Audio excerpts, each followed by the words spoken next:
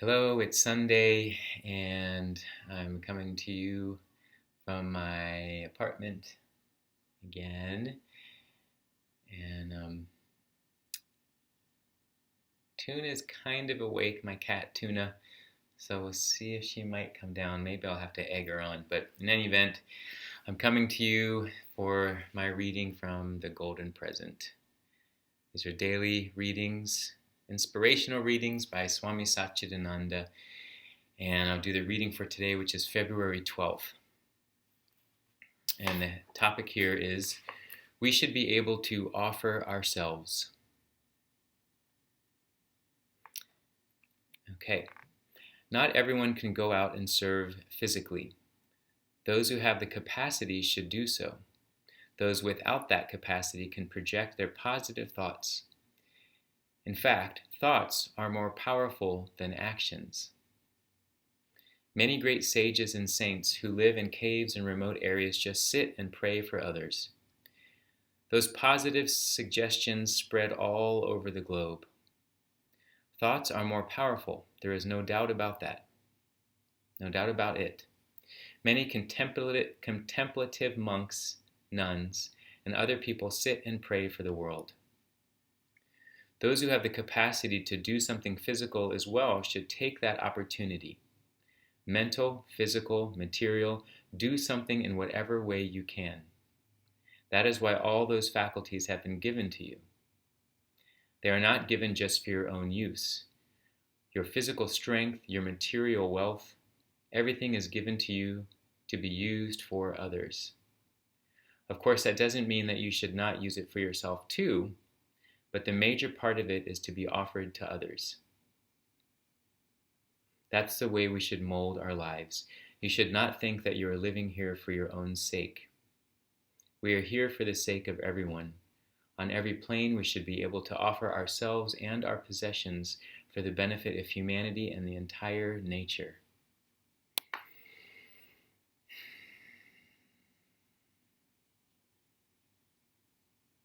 Yeah.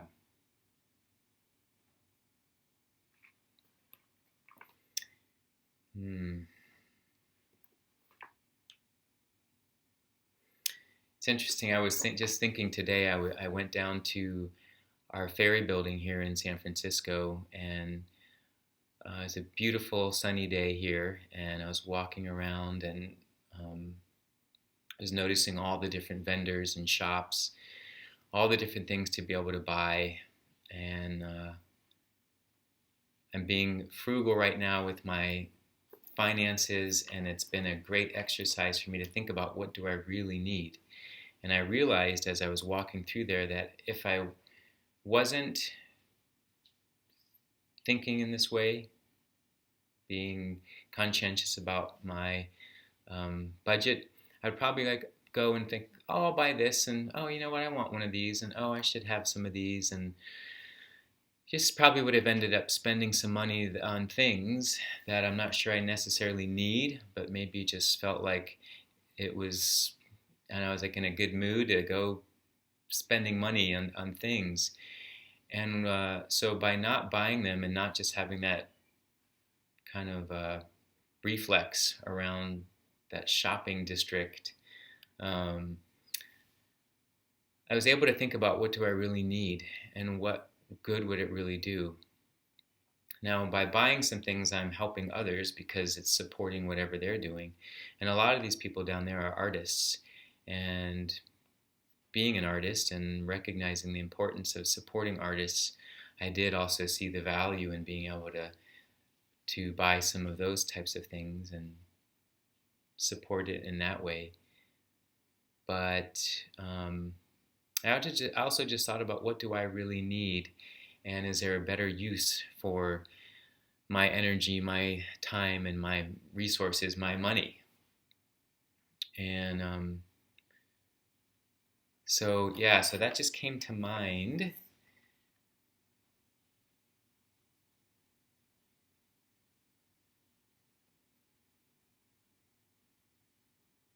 The major part of it is to be offered to others. That idea of self-satisfying by buying things for me, And I thought about how much we're doing that and how many resources we're dependent on all over the globe to buy these little things all the time, things we don't necessarily really need, and that's causing all this manufacturing and drilling and um, deforestation, and there's a big list of all that stuff. I mean, there's no way around that. In order to um, create and have these things manufactured, they're being more and more things are being produced in the world because of our needs, because of all the things we feel like we need. I was talking with someone about this yesterday, and so it just made me think about how much we're supporting all of that to happen. How are our actions on a daily basis contributing to doing things that we probably believe are harmful? We wouldn't really want to have to see the amount of pollution, the amount of mass production of things, mass use of resources and labor. There's a lot of things like slave labor and child labor, etc., that are being used that we're mostly unaware of. Things simply as like our clothing and objects around. I often, a lot of my stuff comes from thrift stores and, things that people have given me, and are supporting causes that I know are using fair trade. And I just feel like that's something that I've learned to be more conscientious of, because every time we purchase something, we're making a vote. We're letting that industry know we're fine supporting whatever it is you're doing to make this thing get to me. And if we really were to think about the path and where this all links to, we might consider making some different choices. See if where I got to on this. And then the idea of being able to serve, and how thought is more powerful than action.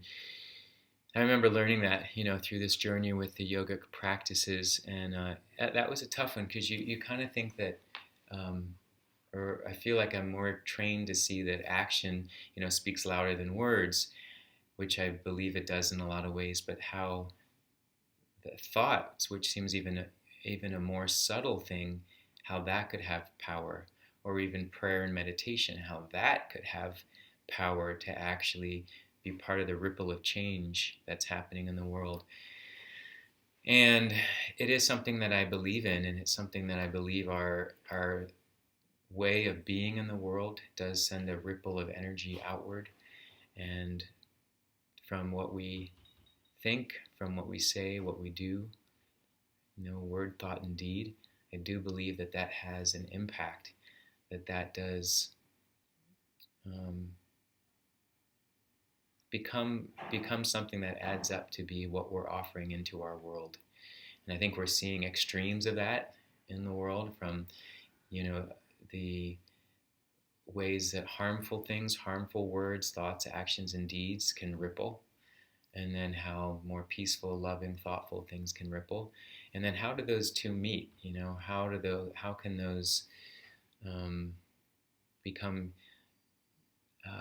medicine, so that there becomes more equanimity and peace? And that's something that I spend time with my thoughts thinking about that, versus thinking about, how negative and horrible and awful this is, but actually how can there be some way that these can actually be teachers for the other, that it offers a way to move towards a more harmonious resolution, or at least just more understanding, more compassion for the other, more room, even just simply more room, for the other.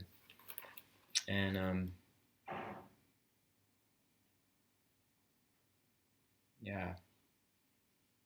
if you have the capacity to serve, whether mental, physical, material, do something in whatever way you can. I just saw somebody post on Facebook that they're going to do some activism work and that they said they saw that people were offering funds who weren't themselves able to go do some of this activism, but that was their way of contributing. And she was saying, hey, if you're able to contribute, that would be great because I could use the funds. Either way, I'm going to go ahead out there and do my work and, be an activist and help activate others, conscious activism. So she was asking for that. So that's one way that somebody could feel involved is through contributions, financial contributions. So if you're not able to get out there physically, what is it that you're able to contribute that feels is useful and meaningful? So, okay, I hope your day's going well. Those are just some thoughts to add to your day as you like, and thanks for watching. All right, see you tomorrow.